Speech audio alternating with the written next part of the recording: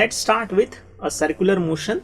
So basically we know that the motion is nothing but the change in the position of particle with respect to some fixed reference point. So we have seen there are different types of motion. The rectilinear motion, so that is a motion along the straight line. Again, that also we used to call as a 1D motion. Now basically this circular motion is a 2D motion where both the coordinates that going to be changed. Yeah, again in general we can define the circular motion as the motion of particle along the circumference of circle. Yeah, so this is how we can just define over here also, that is you can see this motion of particle along the circumference of circle. Yeah, so if I just see over here, so for this particular case, so definitely that is how we can just draw it. So that is a circle and this is obviously the motion of the particle along this circumference of circle. So we should need some fixed reference point over here. Let's say that is the center of circle. Yeah, and to define the position. Yeah, so definitely we have to define the position of any particle. So just to define the position, we need mainly two things.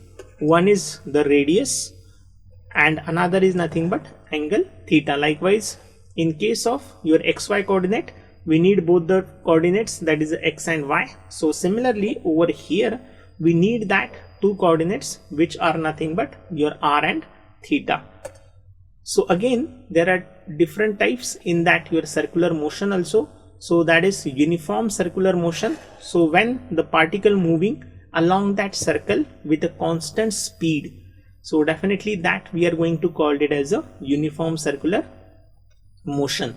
Yeah, now the speed is constant, although the speed is constant, but definitely its direction is changing continuously. Yeah, so the direction over here in this way. Yeah, so definitely you can say that again the direction is getting changed. So definitely it is a velocity vector. Yeah, it is a velocity vector. Again in the non-uniform circular motion, we can say that the speed gets changed. The speed gets changed as a function of time.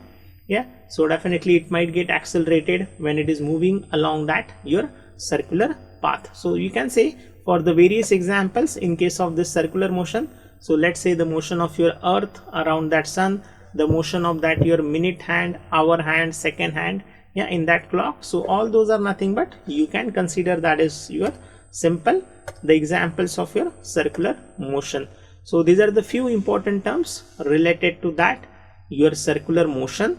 Let's start with the first, that is the angular displacement first. Yeah, so this is how we can define the angular displacement. To define the position of particle, we should know two coordinates. One is nothing but r. Yeah, and definitely again I just told you that you need also some that theta also. Yeah, so I can just say that, so this is initial position of your particle that has been defined that by position vector, that is a r, that also we are going to call it as a radius vector. So that is r. Now what happens, so when the particle moves along the circumference of circle, it is going to sustain some angle at the center of circle. So that angle that we called it as a angular displacement. So that angle we are going to call it as a angular displacement. So that is a del theta, and whose value is also here we have mentioned, that is a del s upon r. Okay, again the unit for that angular displacement is radian. Now how we should define the value of your 1 radian? Okay, so now to define that 1 radian, so whenever I say that, so if this is a value of your angular displacement, that is 1 radian, so in that case the length of this delta L, that is a delta S, and this radius r. Yeah, so if this length is equals to r, so for that particular case definitely the angle subtended we can call it as a 1 radian. And now when it completes one complete revolution, so what is the value of delta S? So if we know that for that particular case it is a 2 pi r and again r, so we can say that the angle subtended, or we can say the angular displacement, in that case it is a 2 pi. So we have just taken the two conditions, the condition for your 1 radian. So in that case that arc length should be equals to the radius vector. So you will get that del theta which is 1 radian.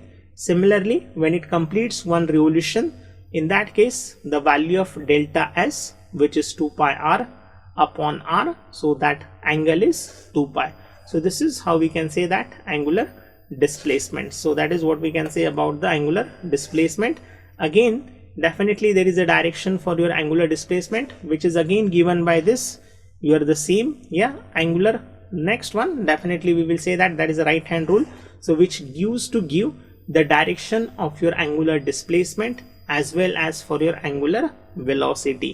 Yeah, so again, now what is that angular velocity? Now in case of angular velocity, definitely it is a rate of change of your angular displacement. Yeah, so at what rate the angular displacement is getting changed? So it is moving from A to B in a certain interval of time. So definitely here it is theta 1 and here it is theta 2. Fine. So definitely this angular velocity is nothing but change of your angular displacement with respect to time, that is a theta 2 minus theta 1 upon t2 minus t1, and that is how you will get the value of your angular velocity. Again, for a very small change, you can just write it down as a del theta upon del t.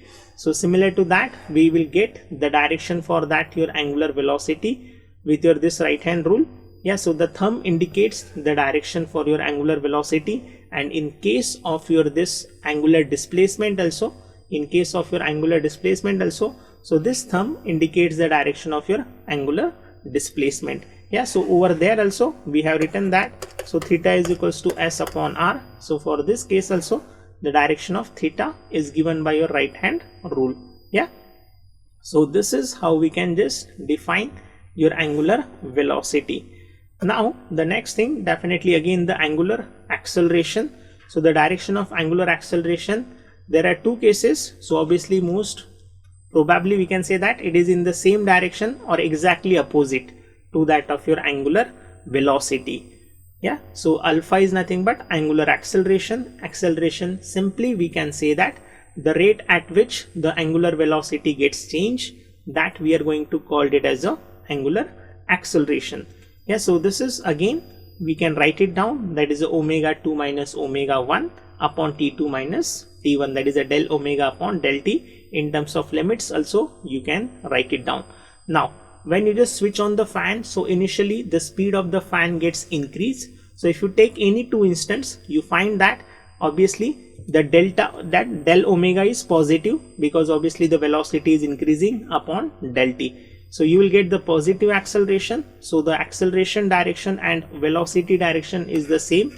But now when you switch off the fan, its velocity starts decreasing. So this difference you will get negative. So definitely that is a negative acceleration. So that means the omega and alpha, they are having opposite direction. Yeah, so this is also how we can show it over here. And simple alpha is equals to, we can say that is d omega upon dt.